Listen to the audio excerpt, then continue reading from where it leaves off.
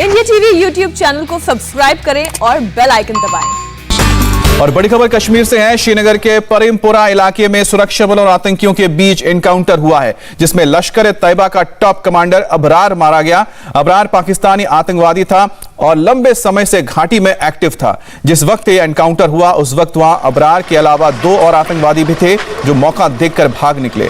दोनों आतंकियों की तलाश की जा रही है। परिमपुरा मुलहारा इलाके में सुरक्षा बलों को 3 आतंकवादियों के छिपे होने की खबर मिली थी और इलाके को चारों तरफ से घेर लिया गया और जबरदस्त फायरिंग की गई। इस फायरिंग में एक आतंकी मारा गया। आतंकवादियों ने अंधेरे का फायदा उठाया और जवानों को चकमा देने में कोशिश की, लेकिन इलाके में सर्च ऑपरेशन अभी चलाया जा रहा है। जल्दी आतंकवादियों का सफाया कर दिया जाएगा, क्योंकि एक ढेर हुआ है, 2 अभी भी फरार हुए हैं। इस मुठभेड़ में सीआरपीएफ के असिस्टेंट कमांडेंट समेत 2 जवान घायल भी हुए हैं। असिस्टेंट कमांडेंट को गंभीर हालत में आर्मी हॉस्पिटल में भर्ती किया गया है। तो आपको बता दें, यह बड़ी खबर आ रही है। कश्मीर के परिमपुरा इलाके में सुरक्षा बलों को 3 आतंकियों के छिपे होने की खबर मिली थी, जिसके बाद उस इलाके को घेर लिया गया, जिसमें लश्कर का टॉप कमांडर अबरार मारा गया है और यह पाकिस्तानी आतंकवादी है अबरार। लेकिन इस एनकाउंटर में कुछ सीआरपीएफ के जवान भी घायल हुए हैं, जिसमें असिस्टेंट कमांडेंट समेत 2 लोगों को गोली लगी है, जिन्हें आर्मी हॉस्पिटल में भर्ती कराया गया है। लेकिन सबसे बड़ी बात यह है कि इसमें लश्कर-ए-तैयबा का टॉप कमांडर अबरार मारा गया है, लेकिन 2 आतंकी इसमें भागने में भी कामयाब रहे हैं। मंजूर भी हमारे साथ जुड़ गए।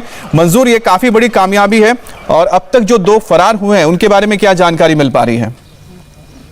देखिए अमित, रात को शाम 4 बजे आसपास ये मुठभेड़ उस वक्त शुरू हुई थी जब सुरक्षा बलों ने श्रीनगर के इसी नारबल इलाके से लश्कर-ए-तैयबा के टॉप कमांडर को गिरफ्तार किया था और उसी के इनपुट पर ये जानकारी मिली थी कि इस इलाके में 2 से 3 मिलिटेंट छुपे हुए हैं और 4 बजे ये मुठभेड़ शुरू हुई थी और पाकिस्तानी मिलिटेंट जो अबरार मारा गया है, निसंदेह ही सुरक्षा बलों के लिए एक बहुत बड़ी कामयाबी मानी जा रही है। लेकिन जो 2 और मिलिटेंट्स बताए जा रहे थे कि इस इलाके में देखे गए थे और सर्च ऑपरेशन जो है आसपास के इलाकों में अभी भी बड़े पैमाने पर जारी है। लेकिन इस मुठभेड़ के दौरान सीआरपीएफ के 2 जवान जो है वो घायल हुए हैं।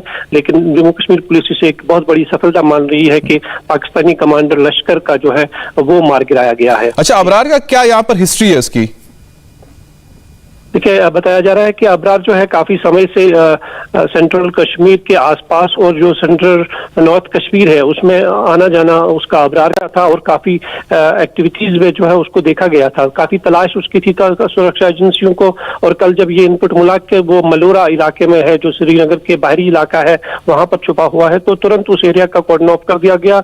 जिसके बाद एक मुठभेड़ शुरू हुई जो करीबन 14 घंटे तक जारी रही और आखिर जो है उसे अब से थोड़ी देर पहले जो है एनकाउंटर के दौरान मार गिराया गया और उसके पास में जो हथियार और गोला बारूद था वो भी बरामद किया गया। अच्छा मंजूर, एक बात बताइए, क्योंकि जहां पर ये एनकाउंटर हुआ है, जहां पर अबरार मारा गया है, उसी के आसपास के इलाकों में हमने देखा कि किस तरह से एसपीओ हो या फिर दूसरे जो सीआईडी के इंस्पेक्टर थे उन्हें भी मारा गया था। तो कहीं कोई कनेक्शन है इन वारदातों से इसका?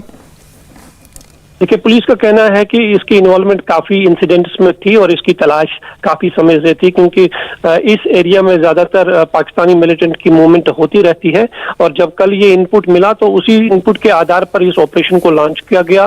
जम्मू कश्मीर पुलिस और सीआरपीएफ का एक जॉइंट ऑपरेशन था।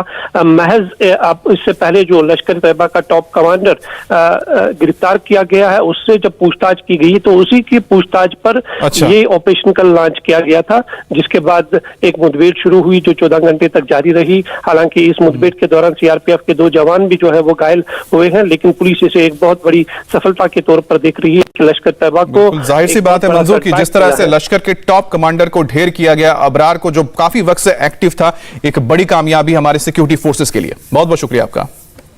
अब लश्कर-ए-तैयबा का टॉप कमांडर अबरार का एनकाउंटर हो चुका है। समय पर आपको बता दें कि 24 घंटे में 4 ड्रोन दिखे। पहले शनिवार रविवार की रात जम्मू एयरफोर्स स्टेशन पर 2 ड्रोन थे।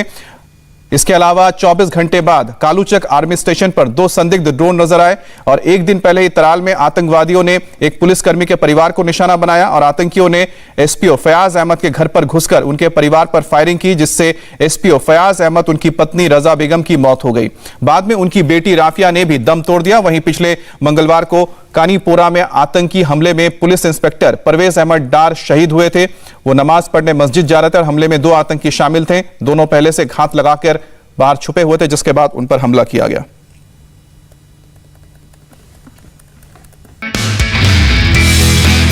नमस्ते, मैं हूं मीनाक्षी जोशी। वीडियो और खबरों से अपडेट रहने के लिए India TV YouTube channel subscribe करें, बेल आइकन दबाना ना भूलें। जुड़े रहें इंडिया टीवी के साथ।